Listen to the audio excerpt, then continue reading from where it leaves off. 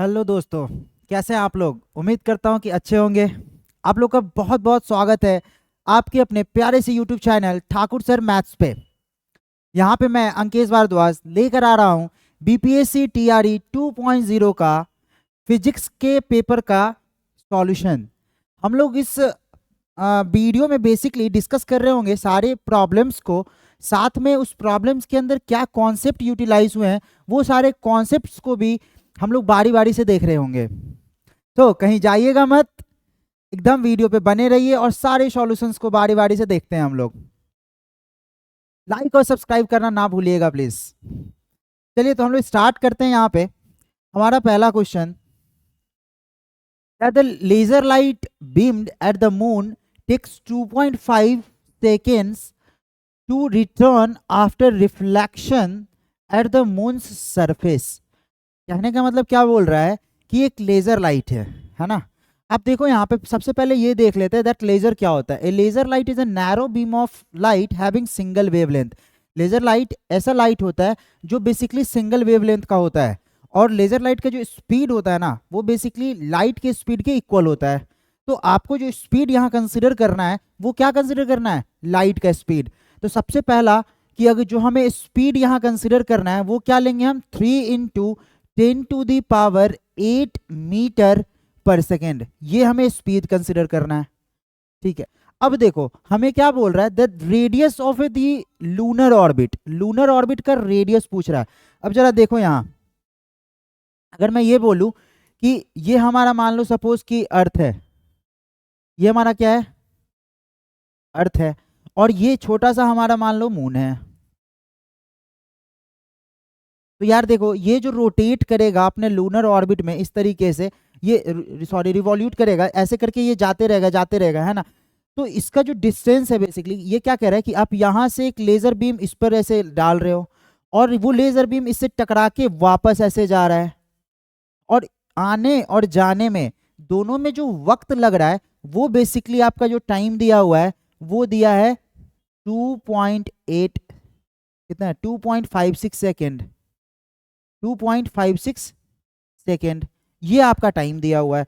अब देखो ये जो यहां से यहां तक का जो डिस्टेंस है उस डिस्टेंस को मान लो आप कितना? डी। अब जरा सोचो क्या यही हमारा रेडियस नहीं हो जाएगा? क्यों? बिकॉज मून तो यार ऐसे घूमेगा ना, तो वो रेडियस हमारा डी यही हो जाएगा ना।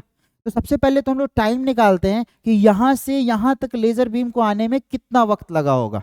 ठीक है, तो जरा देखो ये जो टाइम है वो टोटल टाइम है। क्या है हमारा? देखो इधर ऐसे जाएगा ऐसे जाएगा, तो एक बार में यहां से यहां आने में जो मान लो टी डैश वक्त लग रहा है उसको हम कंसिडर कैसे कर सकते हैं?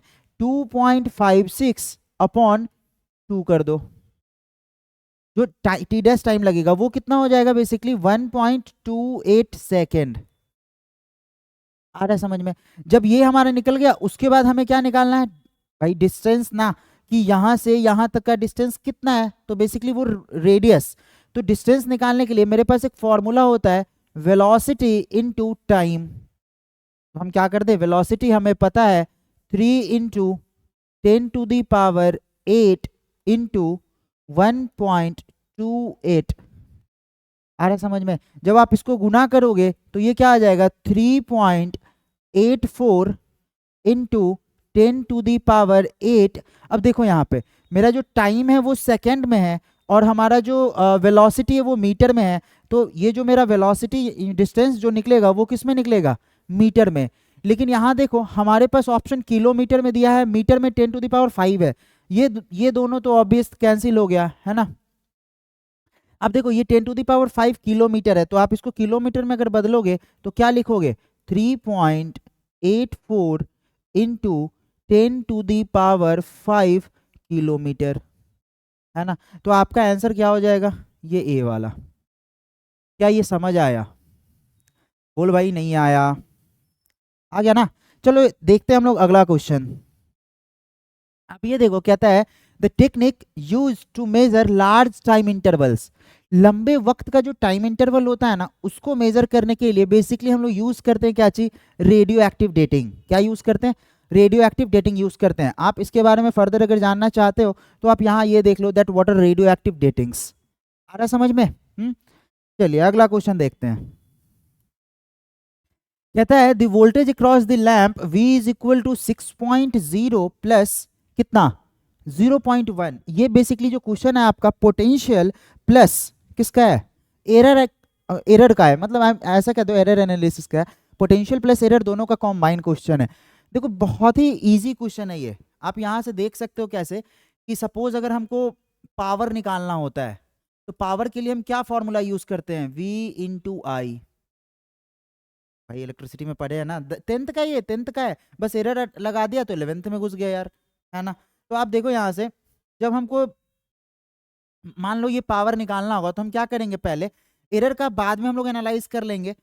पहले एनालाइज करते हैं इसको, ये 6.0 है हमारा और ये वाला कितना है 4.0, तो इसको गुना करो आप, 6 गुने 4 कितना हो गया, ये 6 4 जा 24, ये तो आ गया 24 वॉट। क्या ये समझ आया। साथ में जो एरर है इस पी के अंदर, है ना, ये जो भाई V के अंदर एरर है, I के अंदर एरर है, तो ऑब्वियस है कि P के अंदर भी एरर होगा। तो मेरे पास एक फॉर्मूला होता है delta P upon P is equal to delta V upon V plus delta I upon I। हम इस मेथडोलॉजी को यूज कर लेंगे यार। यहां से देखो इसको कैसे यूज करना है हमें, डेल्टा P अपॉन P हमें पता है, P कितना आया है 24 is equal to delta V upon V, delta V कितना है मेरा 0.1 अपॉन V कितना है मेरा 6 plus delta I, delta I मेरा कितना है 0.2 अपॉन ये I कितना है हमारा 4। क्या यहां से आप कैलकुलेट कर सकते हो, आप देखो इसको, जब डेल्टा P अपॉन 24 जब इसको आप कैलकुलेट करोगे तो एलसीएम कितना हो जाएगा 12, 6 2 जा 12, है ना, तो ये हो जाएगा 0.2 प्लस 4 3 जा 12, तो ये हो जाएगा 0.6। तो जब आप इसको ऐसे सॉल्व करोगे तो ये क्या हो जाएगा 0.8 अपॉन 12। आ रहा समझ में, मतलब कि यहां से delta P is equal to क्या हो जाएगा, आप ये देखो 0.8 अपॉन 12, 0.8 अपॉन 12 इंटू क्या कर दोगे 24 उधर गुना कर दोगे, 24 जब इधर गुना हो जाएगा, एक मिनट,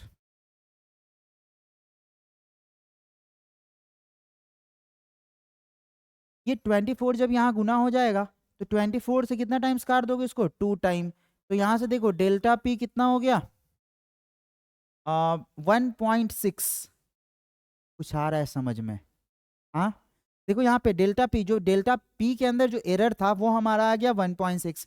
तो अगर हमको अब एग्जैक्ट पावर आपको निकालना है तो पावर बराबर क्या हो जाएगा बताओ जरा, ये 24 जो हमें ऊपर आया था और प्लस 1.6 प्लस माइनस 1.6, ये इतना वॉट, है ना। तो अब जरा बताओ कौन सा आंसर है, ए ऑप्शन आंसर आपका हो जाएगा। क्या ये समझ आया, पक्का पक्का, नहीं आया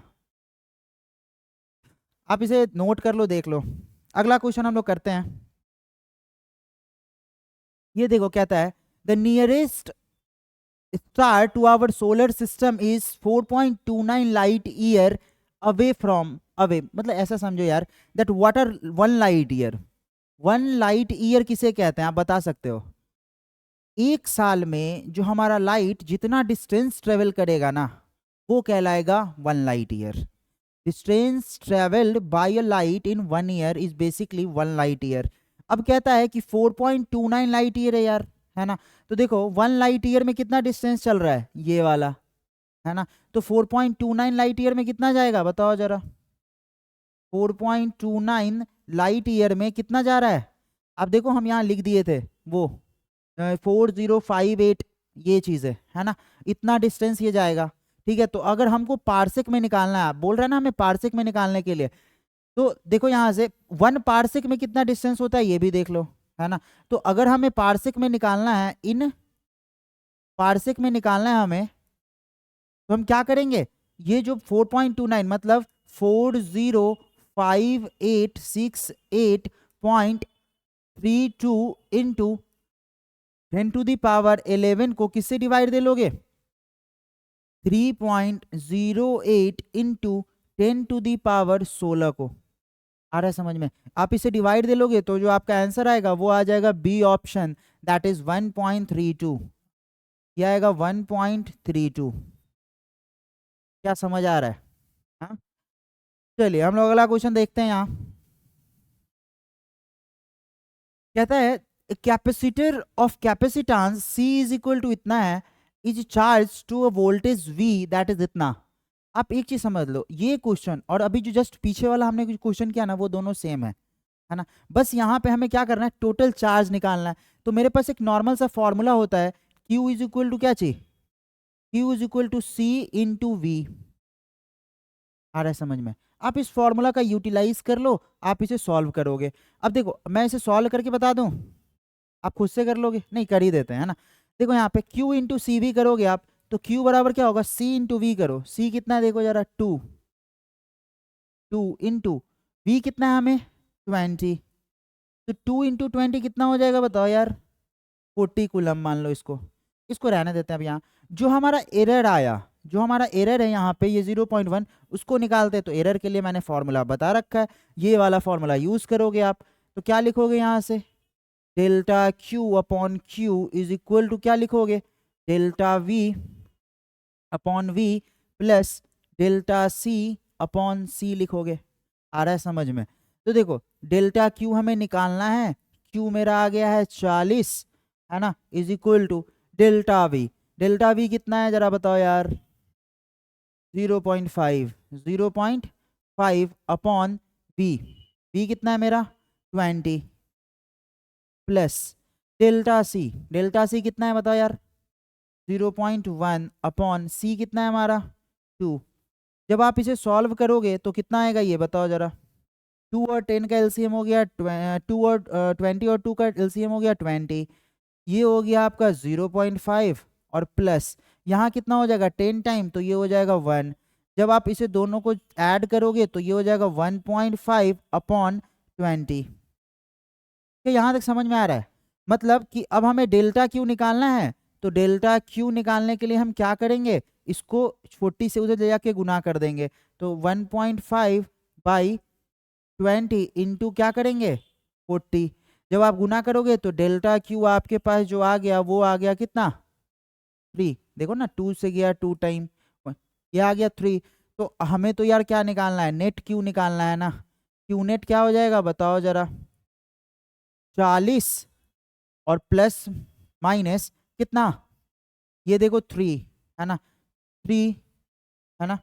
ये आपका आंसर हो जाएगा 40। और म्यू का जो वैल्यू होता है वो कितना होता है बताओ जरा, 10⁻6, है ना। तो कौन सा आंसर हो जाएगा 40 प्लस माइनस 3 इंटू इतना। तो ये आपका सी ऑप्शन आंसर हो गया। आ रहा है समझ में? बताओ जरा, है ना। चलो यहाँ अगला क्वेश्चन हम लोग देखते हैं, है ना। ये देखो क्या कह रहा है, that which of the following is most precise device. देखो जानते हो एक चीज, सबसे प्रिसाइज डिवाइस कौन होता है, जिसका लिस्ट काउंट क्या होता है, कम होता है ना। तो सबसे ज्यादा प्रिसाइज कौन होगा देखते हैं। सबसे पहला वर्नियर कैलिबर है, जिसका 20 डिवीजन है स्लाइडिंग स्केल पे। तो हम क्या करेंगे, इसका लिस्ट काउंट निकालने के लिए क्या करेंगे, हम 1/20 कर दो यार, कितना आएगा 0.05। ये देख लो, आ रहा है समझ में? और इसका जब लिस्ट काउंट आप करोगे तो कितना आएगा 1 बाई, आप हाँ, ये सेकेंड नंबर वाले का लिस्ट काउंट करो यहाँ से, तो क्या करोगे 1/100, तो ये क्या हो जाएगा 0.01, है ना। लेकिन क्या कहता है कि an optical instrument that can be measuring length with the wavelength of light, है ना। लाइट के वेवलेंथ का जो ऑप्टिकल इंस्ट्रूमेंट होगा उसका लिस्ट काउंट और भी कम हो जाएगा। तो इसीलिए आप यहाँ से क्या दोगे कि सी ऑप्शन हमारा सही है। आ रहा है समझ में? चलो अगला क्वेश्चन देखते हैं। कहता है the photo electric emission of the tungsten requires a light of wavelength 2300 angstrom, है ना। जो टंगस्टन है ना उसका थ्रेशोल्ड वेवलेंथ कितना है हमारा 2300 एंगस्ट्रॉन है। थ्रेशोल्ड वेवलेंथ की उस वेवलेंथ के बाद अगर उसको लाइट मिला तो वो क्या हो जाएगा, इजेक्ट कर जाएगा, है ना। कहता है कि अगर हम 1800 एंगस्ट्रॉन लाइट यूज करेंगे, 1800 एंगस्ट्रॉन वेवलेंथ का अगर कोई लाइट यूज करते हैं हम, तो क्या इजेक्शन होगा या नहीं होगा। आप एक चीज देखो, नॉर्मल सा बात कि जो मेरा इजेक्शन है ना वो इन्वर्सली प्रोपोर्शनल होता है वेवलेंथ के। वो क्यों होता है वो बताते हैं आपको। देखो काइनेटिक एनर्जी जो होता है हमारा, काइनेटिक एनर्जी कैसे निकालते हैं हम, H C upon lambda minus H C upon lambda naught. भाई काइनेटिक एनर्जी मैक्सिमम होगा कब, जब हम थ्रेशोल्ड फ्रीक्वेंसी पे देख रहे होंगे। कहने का मतलब कि काइनेटिक एनर्जी उस इलेक्ट्रॉन को अगर मिलेगा तब तो वो कहाँ जाएगा, इजेक्ट करेगा, है ना। तो ये बेसिकली के ई मैक्स होता है ना। तो यहाँ देखो काइनेटिक एनर्जी को मैक्सिमम होने के लिए, अब देखो ये तो थ्रेशोल्ड फ्रीक्वेंसी है, ये बड़ा है तो ऑब्वियस है इसमें से इसको घटा रहे हैं हम, तो ये तो छोटा होना ही चाहिए, इसका बात हटा दो बिल्कुल। अब आता है बात इस लेमडा पे, एच सी तो कांस्टेंट है यार हमारा, तो लेमडा जितना बड़ा होगा काइनेटिक एनर्जी उतना कम होगा, है ना। तो लेमडा को क्या होना पड़ेगा, छोटा होना पड़ेगा, तब तो काइनेटिक एनर्जी ज़्यादा होगा। तो इसीलिए जो मेरा लेमडा है, जो कि वेवलेंथ है जो हम लाइट में प्रोवाइड कर रहे हैं, वो क्या होना चाहिए, कम होना चाहिए। तो इसीलिए हम कह देंगे कि ए हमारा आंसर है, क्योंकि यहाँ पे देखो 1800 एंगस्ट्रॉन है, ये वेवलेंथ कम है ना यार, नहीं आ रहा है समझ में, है ना। चलो अगला क्वेश्चन हम लोग देखते हैं। आप इस पे एनर्जी भी कैलकुलेट कर सकते हो, काइनेटिक एनर्जी कितना होगा, है ना। नॉर्मल काइनेटिक एनर्जी मैक्सिमम कितना होगा, आप क्या करो यार, फॉर्मूला रख दो, सॉल्व कर लो, है ना। एच सी को कॉमन ले लो, है ना, और यहाँ से 1 लेमडा के जगह रख दो कितना, 1800 एंगस्ट्रॉन। 1800 एंगस्ट्रॉन का वैल्यू जो होता है 10⁻⁹ रख देना, है ना, माइनस कितना 1/2300, है ना। इसको आप कैसे कर लो, सॉल्व कर लो। आ रहा है समझ में, इसको सॉल्व करोगे तो काइनेटिक एनर्जी भी निकल जाएगा। मैं कहने का मतलब कि आपको एनर्जी भी निकल जाएगा यहाँ से, और क्या ये होगा या नहीं होगा वो भी हमें पता चल गया। आ रहा है समझ में। चलिए देखते हैं अगला क्वेश्चन। यहाँ पे क्या कहता है, that the wavelength of the photon of energy 1 keV is 1.24 into 10⁻⁹ है ना। तो कहता है frequency of 1 MeV photon would be, क्या होगा फ्रीक्वेंसी, आप जरा बताओ हमें। तो हम क्या करेंगे ना, इसमें मेरे पास एक फॉर्मूला होता है, वेवलेंथ ऑफ फोटोन दिया है ना, तो हमें एनर्जी ऑफ फोटोन का फॉर्मूला तो पता है, क्या होता है एनर्जी, ई बराबर होता है हमारा एच सी अपॉन लेमडा। क्या होता है, ई इज इक्वल टू क्या होता है बताओ जरा यार, एच सी अपॉन लेमडा। तो जरा बताओ लेमडा को इधर अगर हम गुना कर दिए तो क्या हो जाएगा, E into lambda is equal to H C, जो कि ये क्या है हमारा कांस्टेंट है। बोलिए यार, ये एच भी कांस्टेंट और सी, एच क्या होता है प्लैंक कांस्टेंट, और सी क्या होता है स्पीड ऑफ लाइट। तो कहने का मतलब कि एनर्जी इंटू लेमडा वो हमेशा कांस्टेंट है, तो आप यहाँ से कह सकते हो that E one lambda one is equal to E two lambda two. आ रहा है कुछ समझ में, हाँ। अब जरा देखो यहाँ पे, आप इस फॉर्मूला का यूज करके क्या निकाल लो, पहला आपको लेमडा दिया हुआ है, वेवलेंथ पहला दिया हुआ है ना, आप इसका यूज करके लेमडा टू निकाल लोगे, है ना। और जब लेमडा टू हमारा निकल गया तो फ्रीक्वेंसी हम इस फॉर्मूला से निकाल लेंगे, क्योंकि एफ बराबर क्या होता है हमारा, बताओ जरा, सी अपॉन लेमडा, है ना। तो आप यहाँ से क्या करोगे, सी अपॉन लेमडा टू कर लोगे, है ना, तब आपका ये आंसर आ जाएगा। जल्दी से आप इसको कैलकुलेट करो, लंबा चौड़ा कैलकुलेशन है इसीलिए मैं नहीं कर रहा हूँ, आप कैलकुलेट करो इसे जल्दी।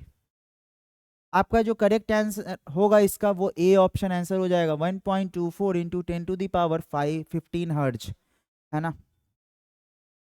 देखो ये जो 1 keV है ना, तो आप इसको 1 इंटू क्या लिख सकते हो, 10⁻³ इलेक्ट्रॉन वोल्ट लिख सकते हो। और 1 MeV है ना, तो इसको आप लिख सकते हो क्या चीज, 1 इंटू 10⁻⁶ इलेक्ट्रॉन वोल्ट लिख सकते हो, क्योंकि 1 M बराबर 10⁻⁶ होता है ना। आप ये पूरे का यूज करो और कैलकुलेट करके आपका जो आंसर आएगा वो ये वाला होगा। भाई समझ आ रहा है क्या, हाँ। तो आप इस तरीके से फोटोन का एनर्जी कैलकुलेट कर सकते हो। चलो अगला क्वेश्चन देखते हैं। ये देखो कहता है the smallest unit of area used to measure the area of nuclear cross section, है ना। कौन सा हम लोग एरिया यूज करते हैं न्यूक्लियर क्रॉस सेक्शंस को निकालने के लिए, है ना। बताओ जरा कौन सा एरिया यूज होगा यार।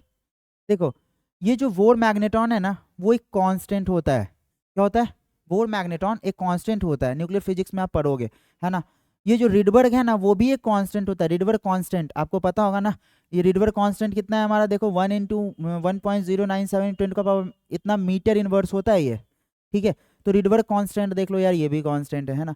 तो हमें क्या बोल रहा है कि इसमें कौन सही होगा, तो आपका जो बी ऑप्शन है ये भी गलत हो गया, ये भी गलत हो गया, तो जो आपका बी ऑप्शन है that this is the correct option answer.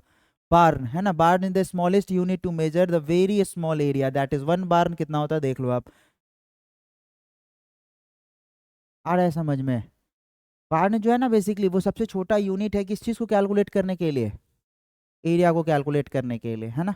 चलिए अगला क्वेश्चन देखते हैं हम लोग। यहाँ देखो कहता है the two trains having a speed of 60 kilometre per our, है ना।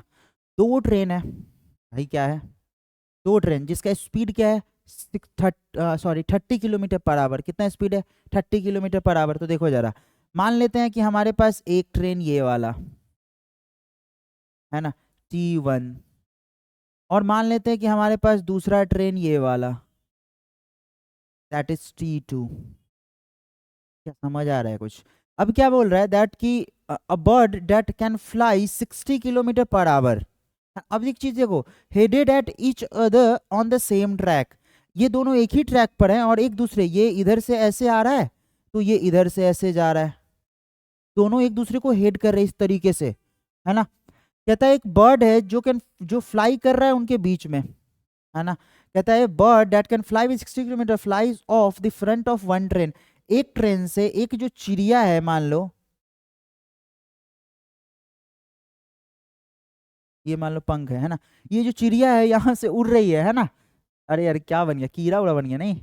देखो ये जो चिड़िया है ना यहाँ से उड़ के वो जा रही है दूसरे ट्रेन के पास। बोल भाई समझ आ रहा है? हाँ।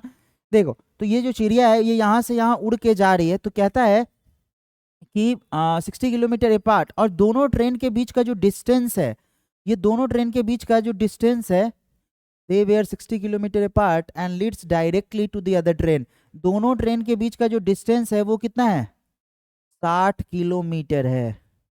आ रहा है समझ में? अब चिड़िया यहाँ से उड़ना चालू किया, चिड़िया इधर ही उड़ रही है मान लो, है ना। तो एक ट्रेन इधर से आ रहा है, एक ट्रेन इधर से आ रहा है ना, और चिड़िया बीच में बेचारी उड़ रही है।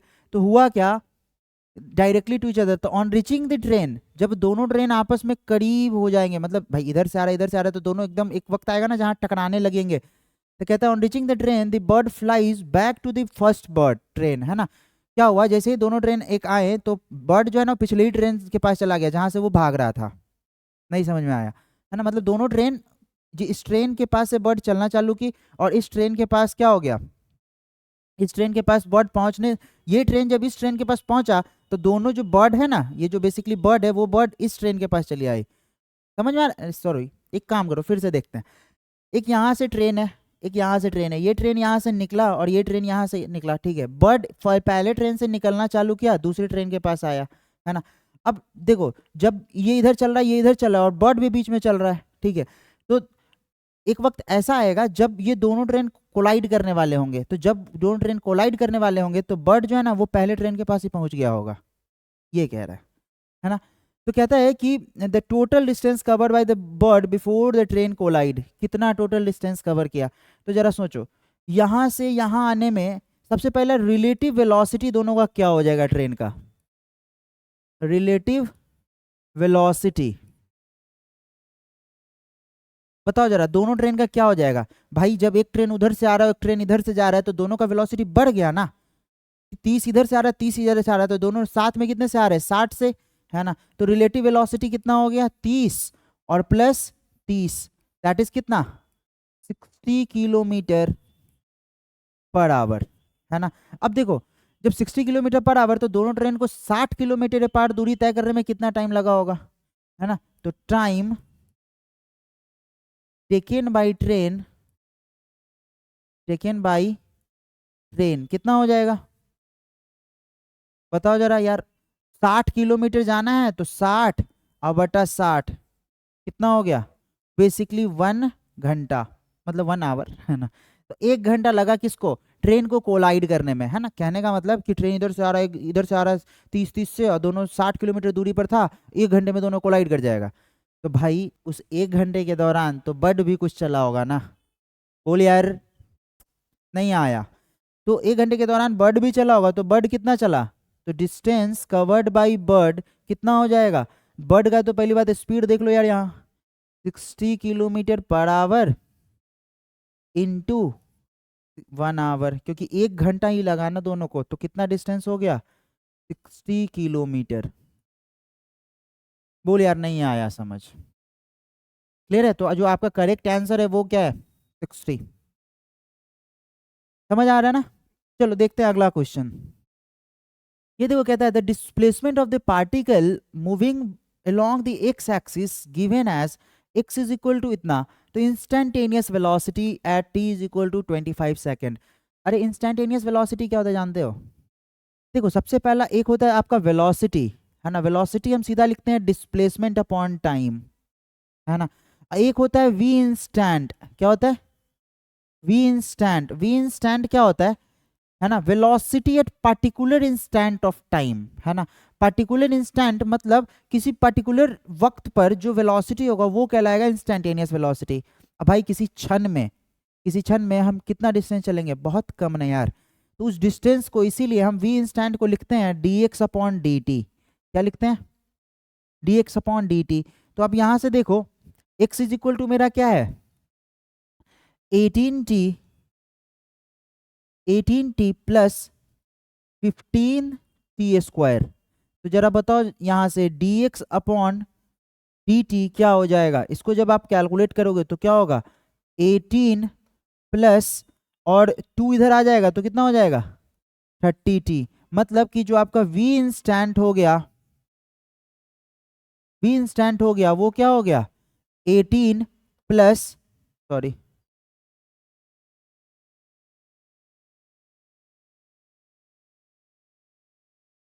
जो v इंस्टेंट हो गया आपका वो क्या हो गया बताओ जरा? 18 प्लस 30t। क्या आ रहा है समझ में? अब हमें क्या निकालना है इस इंस्टेंट ऑफ टाइम पे? क्या निकालना है? 25 सेकेंड पे ना वेलोसिटी निकालना है। बोल यार। तो हम क्या करेंगे? यहां से 18 प्लस 30 क्या कर देंगे? टी के जगह 25। तो क्या हो जाएगा हमारा? 18 प्लस 25 75, 750। दोनों को जोड़ो तो कितना आया? 8, 5 1 6 7, इतना किलोमीटर, सॉरी इतना किलोमीटर नहीं ना, सीधे कुछ नहीं दिया यूनिट यार, छोड़ दो। यूनिट नहीं दिया है तो क्या करेंगे? चुपचाप छोड़ देंगे, है ना। आप यहाँ से 8 लिख दो। क्लियर है? तो आप देखो यहाँ से आपका कोई भी आंसर यहाँ पे नहीं है ना। सॉरी सेकंड दिया है तो इतना मीटर लिख लो यार, मीटर पर सेकंड, ठीक है ना। तो आप देखो इसमें से कोई भी नहीं है तो आपका करेक्ट ऑप्शन ई हो जाएगा, जो कि नन ऑफ दिस। क्लियर है क्या? बहुत इजी है यार, मतलब ये 11th का बेसिक है, एकदम 11th का बेसिक है ये, है ना। चलो देखते हैं अगला क्वेश्चन। देखो यहाँ क्या कहता है the monochromatic light of frequency कितना, इतना हर्ज है। फ्रीक्वेंसी कितना है देखो जरा, 6 × 10⁻14 हर्ज। एक मोनोक्रोमेटिक लाइट है जिसका फ्रीक्वेंसी कितना है? 6 × 10⁻14 hertz, produced by laser. If the power emitted is 2.0 into 10 to the power minus 3 watt, then the number of photons emitted per second by the laser। कितने फोटोन्स इसको इमिट करेंगे? तो यार normal ये फॉर्मूला हम लोग यूटिलाइज कर लेते हैं ना। फॉर्मूला बेसिकली क्या होता है? पावर बराबर number of electrons into H into F, है ना। तो अगर हमको नंबर ऑफ इलेक्ट्रॉन्स निकालना है तो हम क्या करेंगे? Power upon H into F. आ रहा है समझ में? और एच इंटू एफ बेसिकली क्या होता है? एनर्जी। क्या होता है? एनर्जी। इसीलिए तो हम ये भी कहते हैं ना कि पावर बराबर क्या चाहिए? In number of electrons into energy. आ रहा है समझ में? पावर हम ऐसा भी कह सकते हैं। तो आप यहाँ से देख लो number of, then photons, number of photons अगर हमें निकालना होगा तो क्या करेंगे हम? ये फोटोन है, सॉरी इलेक्ट्रॉन्स नहीं बोलो इसको, फोटोन्स बोलो, है ना। तो बताओ जरा नंबर ऑफ फोटोन्स क्या हो जाएंगे? P upon H F. तो आप इसको सॉल्व कर लो। पी की जगह पर पावर कितना दिया हुआ है? पावर इमिटेड 2 × 10⁻³ - 3 वॉट, है ना, upon H into F. H कितना दिया है मेरा? एच का वैल्यू होता है ना 6.6 इंटू 10⁻⁻34 इंटू एफ। फ्रिक्वेंसी कितना दिया है? 6 × 10⁻14 हर्ज। आप इसको जल्दी से सॉल्व करके आप हमें बताओ क्या आंसर आ रहा है।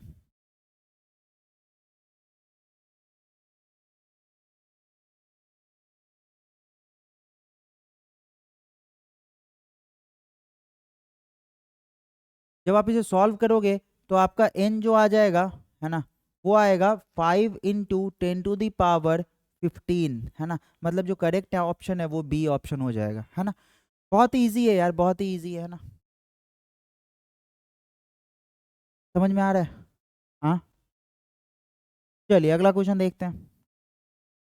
देखो यहाँ क्या कह रहा है अगला क्वेश्चन में, the speed measured by speedometer. Speedometer क्या कौन सा स्पीड नापता है, बता सकते हो क्या? स्पीडोमीटर ना आपका इंस्टेंटेनियस स्पीड नापता है। कहने का मतलब कि जो हम बाइक चलाते हैं ना, तो बाइक में ऊपर नहीं देखते हो आप, एक स्पीडोमीटर रहता है। तो जैसे ही हम एक्सेलरेट करते हो तो फटाक से ऊपर चला जाता है, नहीं। तो कहने का मतलब कि वो जो होता है ना स्पीडोमीटर, वो वही इंस्टेंटेनियस, क्योंकि अब मान लो 12:01 पर हम जा रहे हैं 60 किलोमीटर पर आवर की रफ्तार से, मान लो सपोज, तो हम क्या देखते हैं कि 60 किलोमीटर पर आवर से जा रहे हैं, और जैसे ही कोई गाड़ी आ गया तो कम किए तो फटाक से वो अति नीचे आ जाता है उसका कांटा, है ना। तो आप कह सकते हो ऐसा कि उस इंस्टेंट ऑफ टाइम पे जो हम एक मान लो सपोज देखते हैं, आई मीन स्पीड, वो कहलाता है इंस्टेंटेनियस स्पीड। और वो जो मीटर होता है that is what we call speedometer. एक और होता है ओडोमीटर। ओडोमीटर ये क्या मेजर करता है, डिस्टेंस मेजर करता है ना। ये क्या मेजर करता है, डिस्टेंस। समझ में आ रहा है पक्का, है ना। तो ये आपका ये है। अगला क्वेश्चन देखते हैं हम लोग, है ना। कहता है the position of the object is given bye इतना। किसी ऑब्जेक्ट का जो पोजीशन है वो इस तरीके से दिया हुआ है ना। तो कहता है इट्स मोशन वुड बी, उसका मोशन क्या होगा। भाई बहुत आसान है, क्योंकि मोशन एनालाइज करना है तो हम वेलोसिटी चेक कर लेते हैं यार कि वेलोसिटी कैसा हो रहा है, ठीक है। तो देखो यहाँ से x बराबर दिया हुआ है कितना, 2t² प्लस 3t, है ना। तो हम क्या निकालते हैं यहाँ से, dx/dt, that is what, velocity. तो dx/dt क्या हो जाएगा, 4t² प्लस, सॉरी इसको डिफ्रेंशिएट करेंगे यार, इसको आप डिफ्रेंशिएट करके लिख दो ना, हम भी कभी कभी गड़बड़ा जाता है, नहीं। अब देखो यहाँ से इसको डिफ्रेंशिएट करोगे तो क्या हो जाएगा, ये 4t प्लस कितना, 3। अब देखो एक चीज, ये जो आपका वेलोसिटी है ना वो कैसे वेरी कर रहा है, लीनियर वेरिएशन है इसमें। कैसा वेरिएशन है, लीनियर वेरिएशन है। अब देखो टाइम के अकॉर्डिंग अगर लीनियरली वेरी करने लगा तो कौन सा हो जाएगा, ये नॉन यूनिफॉर्म मोशन। भाई नहीं आ रहा है, समझ आ रहा है ना भाई। हाँ, अगला देखते हैं। कहता है the position of the body is given by X is equal to A sine omega T. किसी बॉडी का ये ओमेगा है बेसिकली, है ना। किसी बॉडी का पोजीशन दिया हुआ है हमारा X is equal to A sine omega T, है ना। तो कहता है the time at which the displacement would be maximum, है ना। हमें क्या लिखना है, ये जो एक्स है ना, ये एक्स मैक्सिमम कब होगा, हमें ये बताना है। ये एक्स मैक्सिमम कब होगा, ए तो कांस्टेंट है तो ये रहने दो, जब ये साइन ओमेगा टी मैक्स हो जाएगा। साइन ओमेगा टी क्या हो जाएगा, मैक्स, है ना। और साइन ओमेगा टी मैक्सिमम कब होता है, जब इसका वैल्यू कितना हो जाता है, 1। तो भाई साइन ओमेगा टी 1 कब होता है, बताओ जरा। साइन ओमेगा टी जब मैक्सिमम हो जाएगा दैट इज 1 हो जाएगा, है ना। तो साइन ओमेगा टी 1 कब होता है, बता सकते हो। Sine omega T is equal to sine 90 degree pi पे, ओ सॉरी पाई/2 पे, है ना। साइन पाई/2 पे कितना होता है, 1 होता है ना यार। तो आप यहाँ से देखो साइन साइन हटा दो तो ओमेगा टी बराबर क्या लिखोगे, बताओ जरा, पाई/2। तो यहाँ से टी क्या हो गया हमारा, पाई/2 ओमेगा। बताओ जरा इसमें से कौन होगा, बी ऑप्शन आंसर। भाई बहुत इजी है, नहीं है इजी। चलिए अगला क्वेश्चन देखते हैं। कहते हैं change in velocity of the body is equal to the equal time interval of the body, है ना। देखो if the body cover equal distance in equal interval of time, पहला 5 सेकेंड में बॉडी चला 2 मीटर, अगले 5 सेकेंड में फिर चला 2 मीटर, फिर अगले 5 सेकेंड में फिर चला 2 मीटर। मतलब if a body cover equal distance in equal interval of time that motion is basically uniform motion. नहीं आया भाई, तो आपका कौन सा आंसर हो जाएगा यार, ए ऑप्शन। क्लियर है क्या, बहुत ही आसान है यार चीजें। चलिए अगला क्वेश्चन देखते हैं। If the particle moving in a straight line, अगर कोई पार्टिकल सीधी रेखा में चल रहा है ना, जिसका डिस्प्लेसमेंट दिया है इस तरीके से that X is equal to 10t plus 15t square, है ना, then the average acceleration would be, इसका एवरेज एक्सेलरेशन क्या हो सकता है ना। आप देखो यहाँ पे दिया है वुड बी, है ना, that what must be the possible average acceleration. तो आप देखो यहाँ से सबसे पहला हम जानते हैं कि वेलोसिटी निकालना अगर हमें होता है तो हम क्या करते हैं, D X by D T, बोलिए यार। और जब हमें एक्सेलरेशन निकालना होता है तो हम क्या करते हैं, बताओ जरा।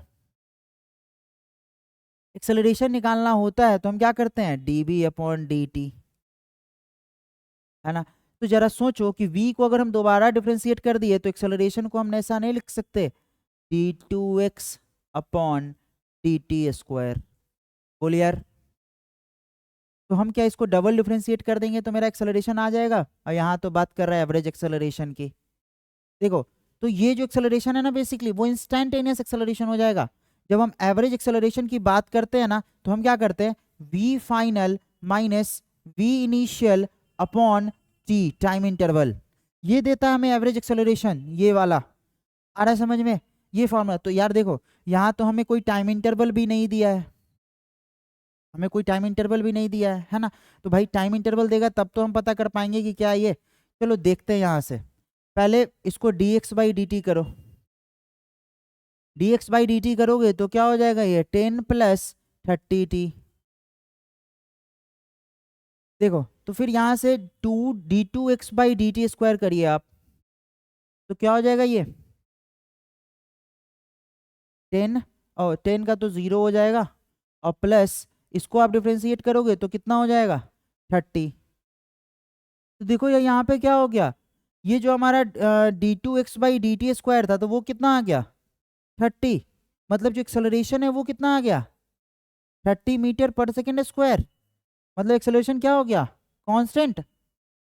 बोलो यार, आप देख रहे हो कि यहाँ से D X by D T किया हमने तो क्या हो गया, ये 10 प्लस 15 तो 30t हो गया, डी टू एक्स बाई किया तो 30 हो गया, तो एक्सेलरेशन मेरा क्या आ गया कांस्टेंट।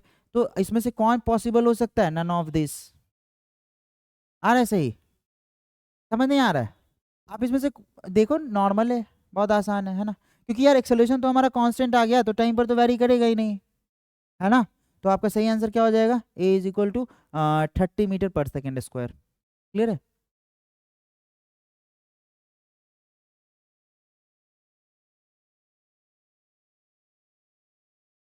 चलिए अगला क्वेश्चन देखते हैं।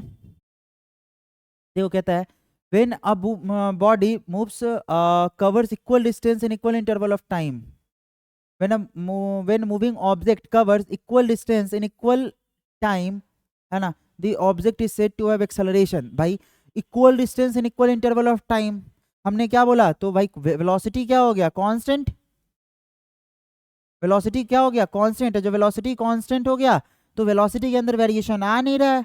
और एक्सेलरेशन क्या होता है, rate of change of velocity, हमें कमेंट करना है एक्सेलरेशन पे, तो एक्सेलरेशन क्या हो जाएगा हमारा 0। बोल यार, है ना।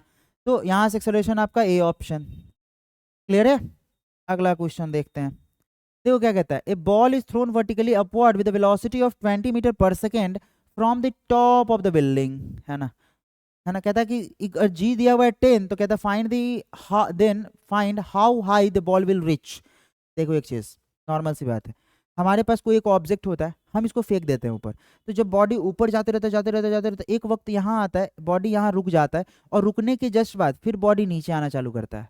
मतलब कि नीचे से जब आप फेंके किसी कोई एक पार्टिकुलर वेलोसिटी आप उसे दिए तो कुछ वक्त तक तो ऊपर गया वो, लेकिन जब वो अपने मैक्सिमम हाइट पर पहुंच गया उसके बाद वो बॉडी नीचे आने लगता है, मतलब कि उस मैक्सिमम हाइट पे उसका वेलोसिटी क्या हुआ होगा 0 हुआ होगा। क्या ये कॉन्सेप्ट समझ आया। ठीक है, ये अगर आ गया है तो आप देखो यहाँ पे एक बॉल है हमारे पास, इस बॉल को हम ऊपर फेंक रहे हैं, ये बॉल यहाँ गया, मान लो ये जो हाइट इसका कहलाया वो कहलाया एच मैक्स, यहाँ बॉल आ गया है ना, ये कहलाया हमारा एच मैक्स।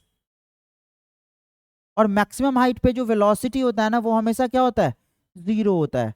आप इसको इनिशियल वेलोसिटी u कितना दे रहे हो, देखो यहाँ से 20 मीटर पर सेकेंड, भाई u कितना दे रहे हो आप 20 मीटर पर सेकेंड, तो फाइनल वेलोसिटी तो 0 हो गया ना। और बॉडी कहता है from the top of the building जी, then how high the body will rise, body कितना ऊपर जाएगा ये हमें बताना है। तो मेरे पास एक फॉर्मूला होता है दैट वी स्क्वायर बराबर, अच्छा नीचे से आप ऊपर जा रहे हो और जो g एक्सेलरेशन है हमारा g वो तो ऊपर से नीचे है, तो जो एक्सेलरेशन होगा उसको हम क्या ले लेंगे, बताओ जरा। जो मेरा एक्सेलरेशन होगा उसको हम क्या ले लेंगे, a बराबर जो हो जाएगा ऊपर से नीचे g दैट इज 10, तो नीचे से ऊपर कितना, -10, है ना। तो मेरे पास एक फॉर्मूला है वी स्क्वायर बराबर यू स्क्वायर, है ना, प्लस 2as। भाई इक्वेशन ऑफ मोशन 9वां का सवाल है, 9th में यही चीज पढ़ना है हमें। देखो यहाँ पे वी स्क्वायर, तो वी स्क्वायर बराबर क्या हो जाएगा, यहाँ से देखो यू स्क्वायर। अब यहाँ पे देखो -2 और a की जगह हम डाल देते हैं g, बिकॉज देखो नीचे से ऊपर, ऊपर से नीचे पॉजिटिव तो नीचे से ऊपर नेगेटिव, तो -g और s के जगह हम डाल देते हैं क्या चीज, h। तो हमें ये एच मैक्स करना है कब, जब एच मैक्स कब होगा, जब ये वेलोसिटी 0 हो जाएगा। तो 0 का स्क्वायर बराबर यू कितना है मेरा 20 का स्क्वायर -2 इंटू 10 इंटू, और ये एच को हम क्या कर दे, एच मैक्स। तो यहां से इसको उधर भेजो तो क्या हो जाएगा, -400 बराबर -20 H max, minus minus plus, तो यहां से आ गया एच मैक्स। बोल भाई कितना आया, 20 मीटर, है ना। तो कितना ऊपर तक चला जाएगा ये, 20 मीटर तक। तो हमारा सही आंसर कौन है, ए ऑप्शन। नहीं आया। चलिए अगला क्वेश्चन देखते हैं। देखो क्या कहता है, एक कार है जो मूव कर रहा है कितने स्पीड से, 50 किलोमीटर पर आवर से, can be stopped by brakes after receiving 6 metre, है ना। वो बेसिकली जो कार है हमारा वो कितने के स्पीड से जा रहा है ना, 50 किलोमीटर पर आवर से। जब हमने उस पर ब्रेक लगाया तो वो 6 मीटर दूर जाके रुक गया। मान लो यहाँ से कार है हमारे पास, ये जा रहा है आपका 50 किलोमीटर पर आवर से, है ना। जैसे यहाँ पे आया और आपने ब्रेक लगाया तो ये 6 मीटर दूर चल के रुक गया, 6 मीटर दूर चल के रुक गया। तो रुकने के बाद इसका फाइनल वेलोसिटी क्या हो गया होगा, 0। फाइनल वेलोसिटी क्या हो गया होगा, 0। अब भाई यहाँ पे इसका वेलोसिटी, इनिशियल वेलोसिटी कुछ ना कुछ है, तो बॉडी तो डिसलरेट किया ना। हाँ, तो वो हम डिसलरेशन निकाल सकते हैं। पहले पहले क्या करो आप, वो डिसलरेशन निकालो, है ना। तो जरा बताओ, मेरे पास एक फॉर्मूला होता है दैट एस बराबर क्या चाहिए, UT plus half A T square, UT plus half A T square. क्या ये फॉर्मूला यूटिलाइज करोगे, भाई टाइम तो दिया ही नहीं है इसमें, तो ये फॉर्मूला यूज नहीं होगा। ये भी तो सोचना है कि क्या यूज कर सकते क्या यूज नहीं कर सकते। तो मेरे पास एक फॉर्मूला और भी है, वी स्क्वायर बराबर यू स्क्वायर प्लस 2as। चलो नहीं आई हुआ है, वी कितना है मेरा 0 बराबर यू कितना है 50 का स्क्वायर, है ना, प्लस 2 इंटू ए इंटू एस कितना चला 6 चला। तो अब यहाँ से देखो ए कितना आ जाएगा बताओ जरा, 50 का स्क्वायर 250, 6 दूनी 12, तो -250 बटा 6 दूनी 12, नीचे 12। तो ये हमारा क्या आ गया, डिसलरेशन, है ना। अब इस डिसलरेशन का हम लोग यूज करेंगे इसमें, कहता है what would be the minimum stopping distance if the car is moving at A speed of 100 kilometre per our. अगर कार 100 किलोमीटर पर आवर से जा रहा होगा तो हम मिनिमम स्पीड क्या निकाल पाएंगे, मतलब आई मीन मिनिमम डिस्टेंस क्या होगा वो हमें कैलकुलेट करना है। फिर क्या करो, एक्सेलरेशन इसमें रख के यूज कर लो। ये तो हो गया बहुत लंबा चौड़ा कैलकुलेशन, है ना। अब देखो छोटा सा कैलकुलेशन अगर हमें करना है तो हम क्या करेंगे, मेरे पास देखो एक चीज, इस कार के लिए जो एक्सेलरेशन है वो इस कार के लिए भी एक्सेलरेशन है ना, दोनों का एक्सेलरेशन क्या है, कांस्टेंट है। तो मेरे पास देखो, और फाइनल वेलोसिटी क्या है, दोनों के लिए 0, फाइनल वेलोसिटी दोनों के लिए 0। तो मेरे पास एक जो फॉर्मूला है वी स्क्वायर बराबर, है ना, यू स्क्वायर प्लस 2as। तो यहाँ से आप देख सकते हो क्या चीज, कि v मेरा 0 है, v दोनों के लिए 0 है ना। तो आप यहाँ से देखो यू स्क्वायर को जब उधर भेजोगे तो -u square is equal to 2as। देखो एक्सेलरेशन अगर कांस्टेंट हुआ, एक्सेलरेशन अगर कांस्टेंट हुआ तो आपको नहीं लगता कि जो मेरा डिस्टेंस है वो डायरेक्टली प्रोपोर्शनल हो गया यू स्क्वायर के, बोलो। मेरा जो डिस्टेंस है वो डायरेक्टली प्रोपोर्शनल हो गया यू स्क्वायर के। आप ए कांस्टेंट रख देते हो यार, फिजिक्स पढ़ते हो ना। तो यहाँ से आप कह सकते हो दैट कि S1/U1 square is equal to S2/U2 square, कह सकते हैं ऐसा। आप इस पे रख दो, वैल्यू सॉल्व हो जाएगा ये। S1 कितना है हमारा 6 मीटर, 6 बटा 50 का स्क्वायर, 50 गुने 50, है ना, इज इक्वल टू क्या हो जाएगा, इज इक्वल टू क्या हो जाएगा जरा बताओ। यहाँ से 50 गुने 50 और S2 कितना है हमारा, S2 तो निकालना है हमें।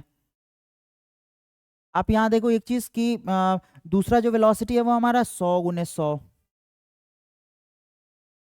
तो यहाँ से जब आप S2 कैलकुलेट कर रहे होगे तो S2 क्या हो जाएगा जरा बताओ, 6 इंटू 100 इंटू 100 बाई 50 इंटू 50, है ना। तो देखो 50 से गया 2, 50 से गया 2, मतलब 6 दूनी 12 दूनी 24 मीटर। मतलब ये है कि आप इसमें से दोनों चीजें यूज कर सकते हो। आप चाहो तो ये वाला लेंदी मेथड, आप चाहो तो शॉर्टकट। ऑब्वियस है यार, कंपटीशन का एग्जाम दे रहे हो तो आपको क्या यूज करना चाहिए, शॉर्टकट। शॉर्टकट मेथड यूज करोगे तो जल्दी क्वेश्चंस बन जाएंगे। तो ये आपका एक कॉन्सेप्ट हो गया कि आप जो मेरा डिस्टेंस होता है, अगर कांस्टेंट एक्सेलरेशन होता है तो मेरा डिस्टेंस डायरेक्टली प्रोपोर्शनल होता है किसके, यू स्क्वायर के। तो आज के लिए इतना ही रहने देते हैं, फिर मिलेंगे हम लोग कल अगले एपिसोड में, जहां हम लोग अगला 20 क्वेश्चन और भी डिस्कशन कर रहे होंगे। तब तक के लिए धन्यवाद, और प्लीज़ इस चैनल को लाइक और सब्सक्राइब करना ना भूलिएगा। आज के लिए इतना ही।